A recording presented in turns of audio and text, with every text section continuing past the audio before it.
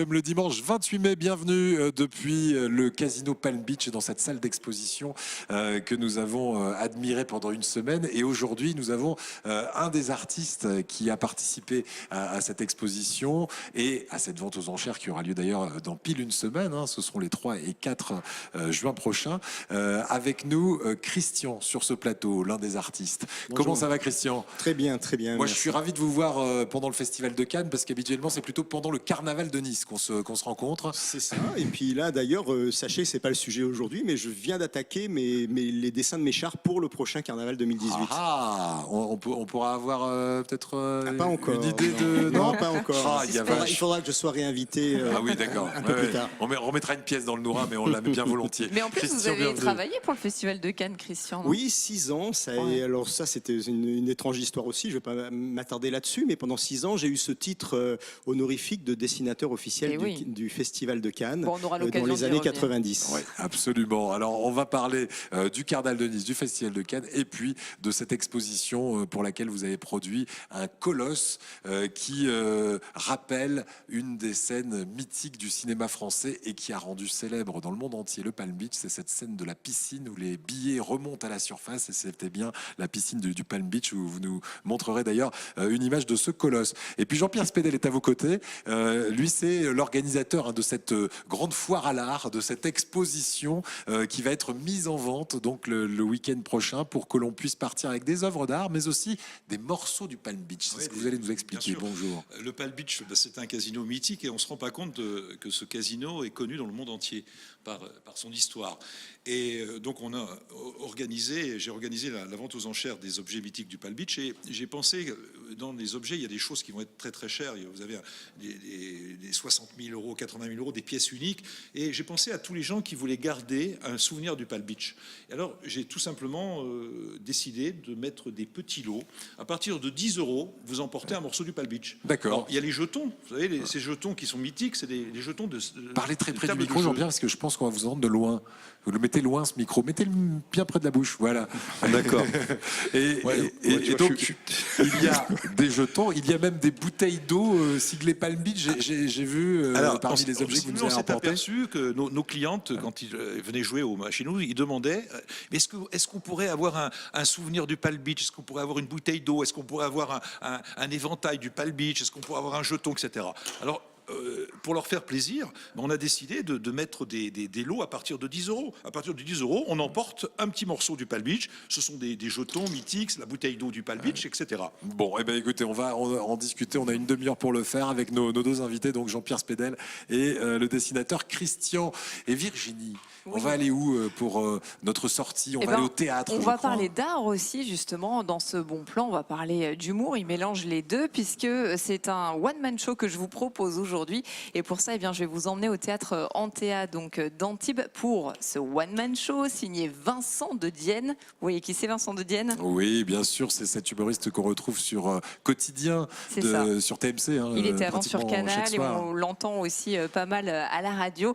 Si il se passe quelque chose, donc c'est le nom de ce spectacle qu'il nous propose ce mercredi à Antea. Et c'est vrai que Vincent de Dienne, en plus, je trouve que c'est un comédien qui a un gros capital sympathie. Donc son spectacle est nommé au Molière dans la catégorie Humour Molière 2017. Il a toutes ses chances parce Oui. qu'il écrit vraiment, il Sacré cisèle ses plume. textes. Il est drôle, ce garçon, vraiment. On vous montrera d'ailleurs des extraits tout à l'heure de ce spectacle à voir très prochainement au théâtre chez nous. Nous, eh bien, on va rester au Palm Beach donc avec nos deux invités. Tout d'abord, d'où est venue l'idée de cette exposition à laquelle participe Christian, mais une centaine, même 150 autres artistes, on a vu ça hier. L'histoire, elle est la suivante. Quand il a fallu que je fasse l'inventaire du Palm Beach, je suis passé devant, avec Maître Bêche, je suis passé devant les colosses du Palm Beach, et on s'est dit, avec Maître Bêche, on s'est dit, mais comment on va pouvoir vendre ça? Ça n'a pas trop de valeur, ça va intéresser qui, etc. Et puis j'ai eu une idée toute simple. Comme Ben est un ami, il m'a toujours poussé dans tout ce que j'ai fait. J'ai appelé Ben et je lui ai dit, écoute, j'ai un colosse, est-ce que tu veux venir le customiser? Il m'a dit, ok, je viens tout de suite. Et donc ça a déclenché en moi cette idée qu'on pouvait vendre les colosses avec des artistes connus et moins connus. Et j'ai eu la chance d'avoir une équipe formidable. J'ai choisi mes artistes, parce que j'ai voulu qu'il y ait des artistes connus et des artistes moins connus.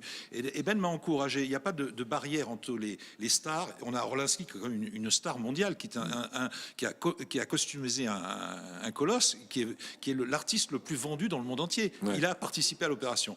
Il y a eu Ben, bien entendu, en premier. Après, j'ai eu Christian, qui m'a fait une chose merveilleuse.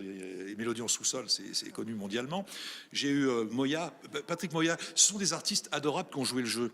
Et vous savez, je vais vous raconter, je vais vous faire un scoop, et je ne citerai pas le nom de l'artiste. Quand j'ai mon opération, c'est Ben qui me l'a lancé, qui m'a donné l'idée. Et j'ai appelé un artiste que j'aimais beaucoup. Ça a été une grande déception pour moi. Je lui dis, voilà. Il me dit non, je ne viendrai pas parce que il y a Ben. Et ça a été terrible pour moi. Parce que tous les artistes ont participé. Il n'y a pas de frontière, moi, entre les artistes connus et inconnus. Dans les colosses, j'ai des inconnus, mais qui m'ont fait des choses extraordinaires. Et c'est ça l'intérêt de cette exposition. Pour les peintures, les sculptures, j'ai lancé un appel à tous les artistes. Je ne pensais pas avoir autant de résultats, autant d'artistes qui me disent oui, on va venir, on va faire une œuvre sur le Palm Beach.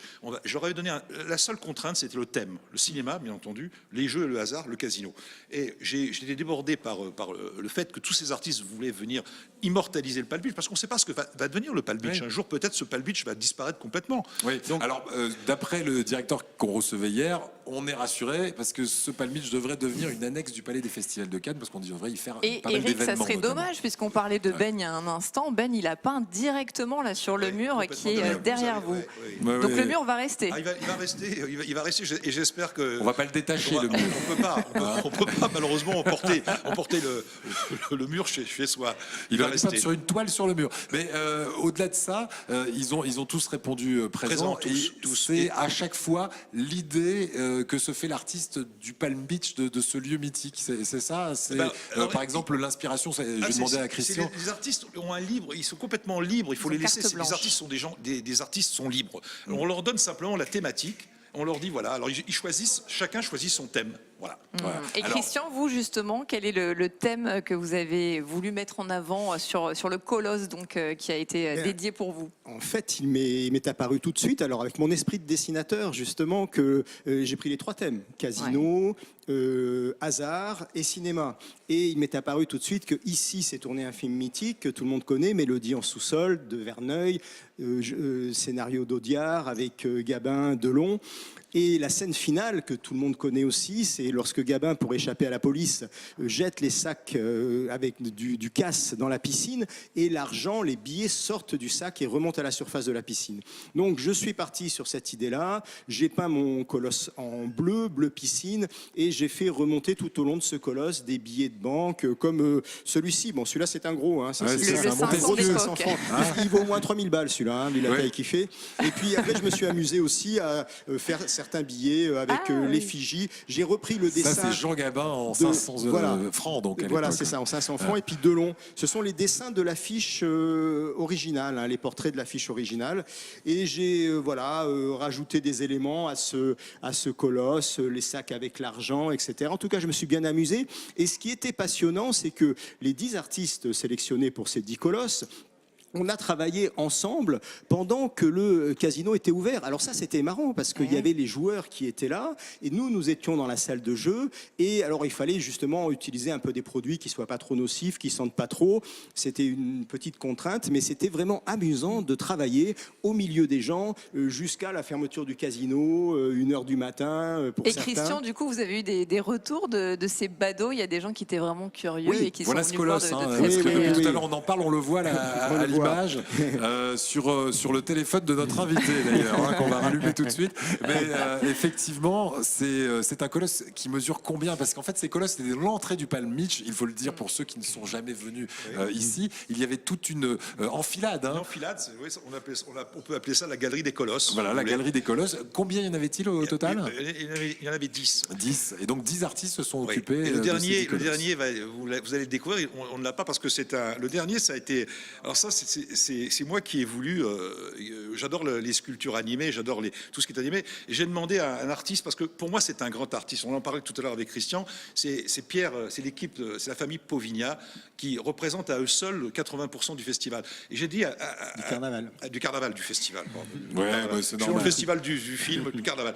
Non, pour moi c'est une famille d'artistes. Et quand j'ai proposé à Pierre de faire ce collage, je lui ai dit il faut que tu me l'animes, il faut que tu m'en fasses un automate. Il a accepté et je lui ai dit tu es un artiste parce qu'ils sont tellement humbles qu'ils n'osent pas se l'avouer. Et moi je vrai. considère ce sont des grands artistes. Et il est en train de me préparer une sculpture animée, un automate extraordinaire qui va bientôt arriver. Voilà. D'accord, et qui fera partie de la vente aux enchères oui. la semaine prochaine. C'est le seul qui n'est pas encore dans le casino aujourd'hui. D'accord. Il va arriver, il est en finition. Il est en finition. Donc ces colosses seront achetés par des particuliers, des entreprises. Qui va venir à cette vente aux enchères? C'est vraiment tout le monde. Alors tout le monde peut venir, c'est ouvert. La vente, avec Maître Bêche, on a décidé aussi de la mettre sur des sites mondiaux, puisque on a des touches, pour rien vous cacher, les Américains. Vous savez, un bar de 11 mètres de long où a été tourné Mélodie en sous-sol. Il n'y a que les Américains pour acheter ce genre de pièces énormes. Parce que les Américains, ils sont dans la démesure. Alors, tout ce qui est démesuré, et on a des touches aux États-Unis. Les Américains s'intéressent beaucoup à. Les lustres sont démesurés. Allez, vous ne pouvez pas mettre un lustre chez vous. Il y a des lustres de 4-5 mètres de hauteur. Et puis, tout est démesuré. C'est démesuré aussi en termes de prix, j'imagine. Parce que j'ai vu... Justement, vous avez une fourchette, vous savez jusqu'à combien ça peut monter, tout ça? Oui, mais complètement. Non, je pense que toutes les estimations, il y a un catalogue en ligne sur Cannes Auction, le site de Maître Bêche. Moi, j'ai voulu, avec Maître Bêche, qu'on fasse des choses très raisonnables.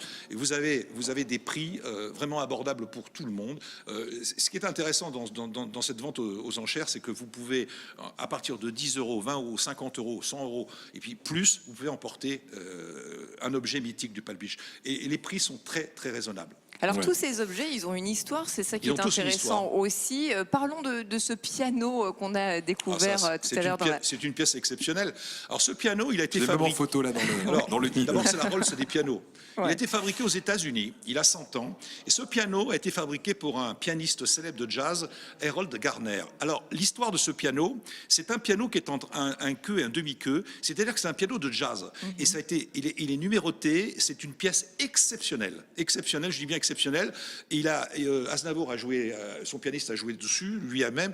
Il y a Duke Ellington. Et il a été fabriqué pour Harold Garner. Il a une histoire extraordinaire. Louis Ici au Palm Beach, Louis Armstrong a joué dessus. Alors, pas au Palm Beach, aux États-Unis, parce que le piano a été racheté aux États-Unis. Il est revenu des États-Unis. Mais il y a deux grands pianistes.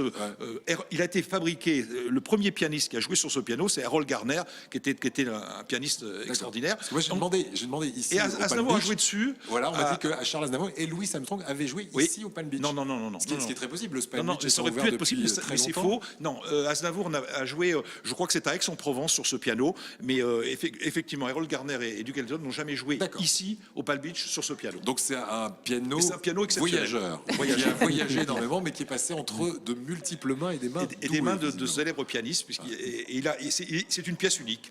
Voilà. D'accord. Ben, écoutez, tout ça à acheter. Combien il peut coûter un... C'est très raisonnable. La mise à prix, c'est combien? La mise à prix est 35 000 euros. Ouais. C'est un piano qui va partir dans les 60 000, 70 000 euros, peut-être plus, parce que c'est des pièces exceptionnelles, si vous voulez. Et ça, les estimations ont été faites d'une façon très raisonnable pour que tout le monde puisse s'acheter un petit morceau du Palm Beach. Et en tout, il y a combien d'œuvres d'art qui seront aussi vendues pendant ces enchères? Les œuvres d'art, au départ, j'ai eu 170 artistes qui se sont inscrits, qui ont participé à cette opération. Et je dois vous avouer qu'au départ, je ne pensais pas avoir autant d'artistes. J'avais pensé tout simplement que j'en aurais peut-être 15 ou 20. Et je me suis dit, je vais les mettre aux enchères. 15 ou 20, ça fera partie des enchères.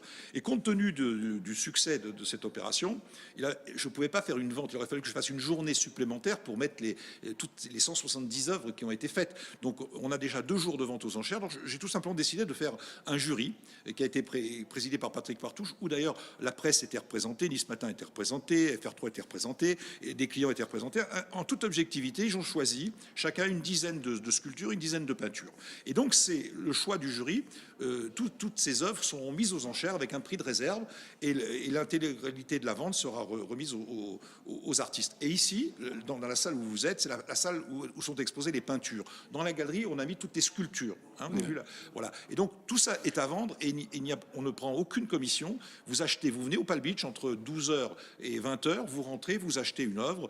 Il y a tous les prix. Ou un objet, comme on a vu tout à l'heure. Il y en a pour tous les prix. On peut à partir de 50 €, 100 €, on peut acheter quelque chose. J'ai voulu faire une opération très large au grand public et mélanger les artistes inconnus avec les connus. Et les colosses donc, dont on parlait tout à l'heure, la dizaine de colosses, dont le colosse de Christian, ce sont aussi des œuvres qui sont vendues aux enchères? Ah, complètement. Oui. Alors, les 10 colosses sont vendus systématiquement aux enchères. Voilà, Oui. les 10. Les 10 vont être vendus aux enchères. Alors le prix de départ de celui de Christian, là ou Par pas exemple. Il faut déjà, avant le prix de départ, ce qu'il faut savoir, c'est qu'il faut quand même avoir au moins 4 mètres sous plafond. C'est ça, Donc, c'est ça, très ouais. haut un colosse. Hein. Oui, Je oui. sais pas si Et on peut le revoir, mais... Est-ce qu'en extérieur c'est possible? Quelqu'un Oui, qui aurait oui, il y a une des œuvres- piscine oui, oui, des œuvres et qui qui aime bien peuvent les être œuvres à en Oui, oui, là, il extérieur? a Ouais. 4 couches de vernis, bien sûr, il peut Donc il peut aller travailler dans un jardin. Moi, je C'est ça. donne une Ou idée. dans un parc. au fond d'une piscine d'ailleurs aussi. Je Au lance fond une d'une idée piscine.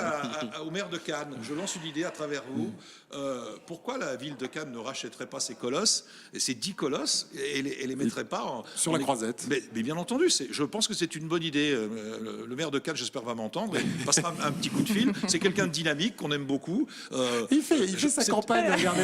Il Ah fait oui, sa parce campagne. que- non, parce que c'est. Mais vous Non, faites bien, vous passez des messages. C'est après tout, hein. dommage, c'est dommage que ces colosses partent à droite à gauche. Mais oui. Les 10 colosses sont des pièces uniques. Pourquoi pas? Ouais, oui, et ben écoutez, Bon, le voilà, message est passé. le message est lancé en tout cas sur Azur TV. Christian, on va quand même se concentrer sur vous. Cette œuvre est terminée. Quels sont les projets là sur lesquels vous travaillez en ce moment? Vous m'avez dit le carnaval, vous êtes déjà Oui, dessus. alors vous le savez, je suis vraiment un dessinateur éclectique. Ouais. Je fais des choses, un artiste éclectique. Je fais des choses très différentes. Je passe de sculpture à mes dessins de presse. En ce moment, d'ailleurs, je ne sais pas si vous l'avez remarqué, mais l'actualité est chargée. Hein, bon. Et donc, alors mes prochains projets, donc les prochains chars du Carnaval de Nice, du moins de participation, comme chaque année. Et puis, je suis aussi en train d'illustrer un livre pour enfants sur la dyslexie. Alors là, vous voyez que c'est un domaine, voilà, complètement différent. Nouveau. Et bien sûr, alors là, j'en ai terminé avec mes expositions de l'année, et je reprendrai à partir de la rentrée en septembre des expositions. L'année prochaine, il y a Tokyo qui est programmé. Voilà, Et quand je on ne parle sais pas d'exposition, c'est encore pas le- forcément ici en France. Voilà, hein, je ne sais pas La encore. dernière fois c'était New York, c'est Ouais. ça? New York cet hiver, elle s'est terminée il y a un mois, cette exposition. Elle a duré 5 mois et ça a été une super expérience. Mais celle vécue ici, je reviens encore là-dessus, ça a été quelque chose de formidable parce que tout au long de la journée, alors d'un coup on se retrouve avec Ben, après avec Moya, après avec Giacomo de Passe, et c'était vraiment génial de travailler ensemble sur ces colosses, de voir qu'on avait tous trouvé d'ailleurs des idées différentes, on partait dans des sens différents, Ouais. et voilà, d'être là les uns à côté des autres Vous et de étiez à travailler côté. ensemble. Voilà, c'était Oui, ma surtout question. que Vous c'est allez assez- travailler les uns à côté des Ouais, autres. c'est C'est ça ça qu'il dans faut. vos ateliers. Oui, En fonction des horaires, on Et venait c'est- quand on voulait. Exactement. J'ai demandé aux artistes de venir.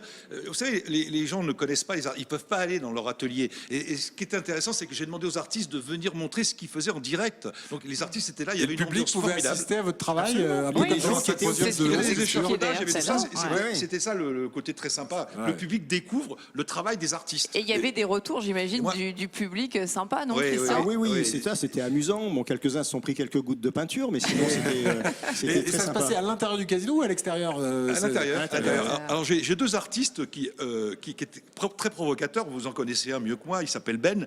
Il m'a fait vraiment un colosse très provocateur. Et moi je suis très content. Oui, oui, Je vous avec raconte une avec un anecdote zizi tout droit. très hein, importante. je vous le dis pour. Je vous si raconte venez avec quelque chose l'enfant. d'important. Ouais. Une des filles de Patrick Partouche a fait une école de beaux-arts à Londres et je l'ai appelée. Je lui ai dit, écoute, pourquoi tu participerais pas et au départ, elle était un petit peu pas très. Quand elle a appris que Ben était là, que Moya était là, elle me dit, oh là là, elle me disait, il y a des grands artistes, qu'est-ce que je vais faire là? Et donc, j'ai insisté un petit peu et je dois vous avouer que Patrick Partouche c'est très important que je vous dise ça, il m'a pas imposé. Ce qui est formidable avec Patrick Partouche, pendant des années j'ai travaillé avec lui, on m'a jamais rien imposé. C'est moi qui ai choisi, qui ai décidé, et elle me rappelle, je vous raconte l'anecdote parce qu'elle est réelle. Au bout de quelques jours, elle me rappelle pas. Je dis à Patrick, ta fille, elle me rappelle pas. Ben, il lui dit, ben, tant pis pour elle. Bon. Vous voyez, ça c'est Patrick Partouche. Et je vous raconte la fin de l'histoire. Elle a fait, je lui dis, vas-y, fais-moi un truc sur le cinéma, n'aie pas peur, vas-y, provoque, etc. Elle a provoqué. Vous savez ce qu'elle a fait? Elle a fait gore, sur les films gore, les films fantastiques. Et du coup, ça donne un colosse qui n'est pas l'air. Et je vais vous dire, ce que je vous dis est vrai. Très gore, Ben, c'est un de ses colosses préférés. Il ne savait pas que c'était la fille de Patrick Partouche. Vous voyez, il me dit, ça c'est génial, qui a fait ça? Je lui dis, c'est une jeune artiste, la plus jeune. Parce que j'avais Ben qui avait 81 ans et elle qui était la plus jeune. J'ai toutes les générations. Ouais. Et c'était un compliment de Ben. Et ça, si vous voulez, ça vaut beaucoup pour moi, pour elle aussi. Voilà. Tous les artistes, même ceux qui ont peint ou ceux qui ont peint, l'ont fait quand même à la maison. Par exemple, Belmondo, là, il a été réalisé ici. Il y en a qui sont venus avec les chevalets dans les machines à sous, les photographes, ils sont venus. Il y en a qui ont peint sur place. Ça faisait partie du concept, en fait, mais aussi oui, de cette exposition. C'est que les artistes viennent sur place et s'imprègnent du Palm Beach, de la couleur, etc. Et en tant qu'artiste, Christian, c'est hyper rare de bosser comme ça les uns à côté des autres. C'est ça qui vous a plu aussi? Oui, c'était très touchant et très enrichissant. On a appris d'ailleurs, il y avait certains artistes qui ont participé que je ne connaissais pas, comme Olivier Lano, qui est vraiment un gars très sympa. Et donc, oui, c'était voilà, passionnant de voir nos différentes interprétations et comment on s'y prenait. Ça, c'était vraiment génial. Ça, le contact avec le public, d'être sur le lieu même, pour moi, qui était en train de travailler sur ce thème de ce film, Mélodie en sous-sol, d'être là où le film avait été tourné. Et ce qui est vraiment génial, c'est que ça a créé des liens aussi, parce que par exemple, j'ai rencontré la personne qui était jeune pompier à l'époque, au fond de la piscine, et avec des sacs, avec des fils de nylon, on le voit pas à l'écran, mais c'est lui qui ouvre les sacs pour que les billets remontent à la surface. Donc voilà, tout ça, ça a créé une émulation, des contacts, et c'était une belle aventure, encore différente, comme j'aime les vivre d'ailleurs. Et je voudrais citer quand même tous les artistes qui ont participé. Alors juste après la sortie du jour, parce qu'alors on est bavard ce soir, on a déjà plus de 20 minutes d'émission et on n'est pas encore sorti avec Virginie au théâtre. Et c'est pas fini. Alors on parlera juste avec Jean-Pierre, juste pour lui dire de ces artistes, et puis de cette vente de vos objets du musée des automates. Ça va se passer dimanche, dans pile une semaine. Tous mes bébés. Le dimanche 4 juin. Je vends tous mes bébés. Et vous nous parlerez, c'est un moment important de ma vie, de ceux qui sont le plus chers à votre cœur. Oui, il y en a quelques-uns. Allez, émotion. Virginie, on part au théâtre. Oui, avec grand plaisir. Donc pour le premier spectacle en solo de Vincent de Dienne, il a choisi de parler d'un sujet qu'il connaît parfaitement bien et surtout qui n'a jamais été traité sur scène. Il a décidé de parler de lui, bien sûr. Jeune homme de 30 ans retrace donc entre deux sketchs son parcours de sa naissance à Mâcon jusqu'à la Comédie de Saint-Étienne. Et alors dans le petit teaser que vous allez voir là tout de suite maintenant, eh bien vous verrez donc il a aussi fait participer ses proches. On regarde.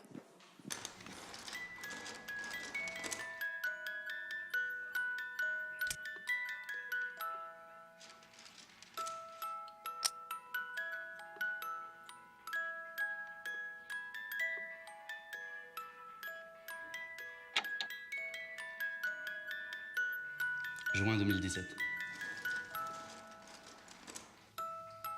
T'as pas dit? C'est nul. Bon bah... juillet 2010. Bah mais non. Août 2010. Ah non, on est en vacances. En Corse. Tu verras, trop beau. Octobre 2017.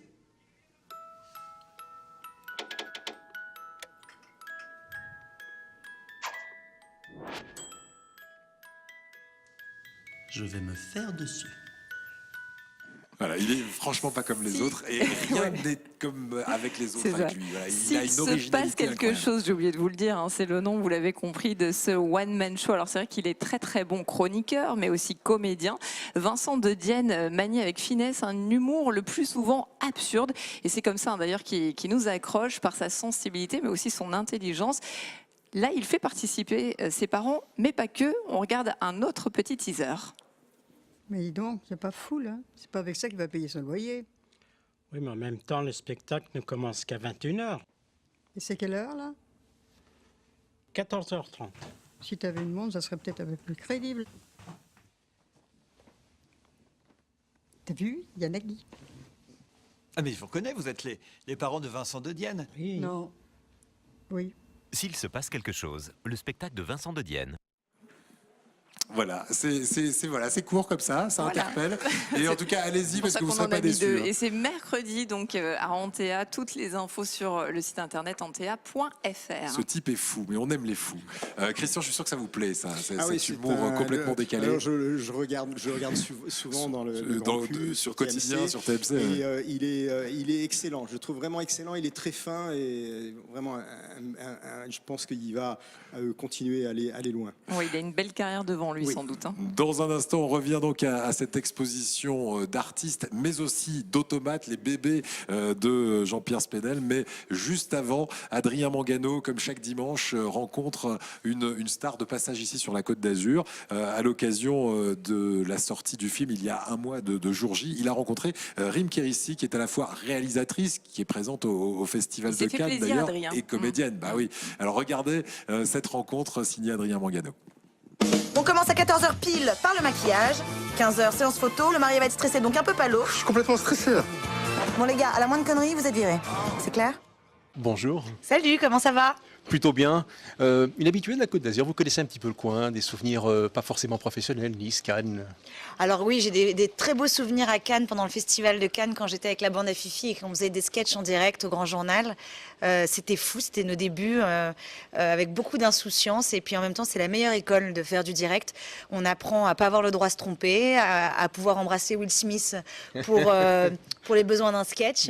La vie est difficile, hein. Après il m'a naturellement harcelé pour se marier avec moi, mais j'ai dû lui dire écoute Will, c'est pas possible, je ne relancerai pas ta carrière grâce à ma beauté. C'est pas le bon timing. C'est pas le bon timing.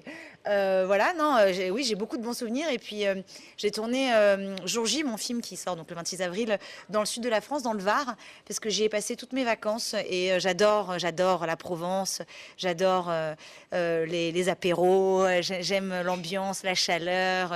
Donc, non, j'ai beaucoup d'affection pour le sud de la France. Et pour ses habitants d'ailleurs.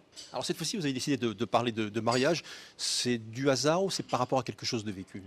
Ouais, c'est un prétexte pour parler de choses un peu plus profondes quand même. Le mariage, c'est d'abord l'engagement. En fait, juste après Paris à tout prix, donc mon premier film, mes producteurs m'ont demandé de réfléchir à un deuxième film et c'était l'année où 3 de mes meilleurs amis se mariaient.